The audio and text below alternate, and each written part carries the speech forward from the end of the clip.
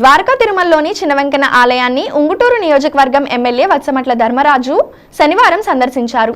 ఆలయానికి విచ్చేసిన ఆయనకు అర్చకులు, దేవస్థానం అధికారులు ఆలయ మర్యాదలతో ఘన స్వాగతం పలికారు. ముందుగా అర్చకులు, పండితులు వేద మంత్రోచ్చారణల నడుమ ఆయన ప్రాంగణంలోని ఆయన ప్రదక్షిణలు నిర్వహించారు. అనంతరం బంగారు వాకిలి నుంచి లోనికి వెళ్లి ఆయన గర్భాలయంలో కొలువైన స్వామి, అమ్మవార్లను దర్శించి ప్రత్యేక పూజలు జరుపుకున్నారు.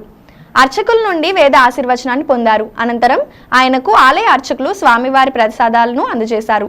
ఈ కార్యక్రమంలో స్థానిక టీడీపీ, జనసేన నాయకులు తదితరులు పాల్గొన్నారు.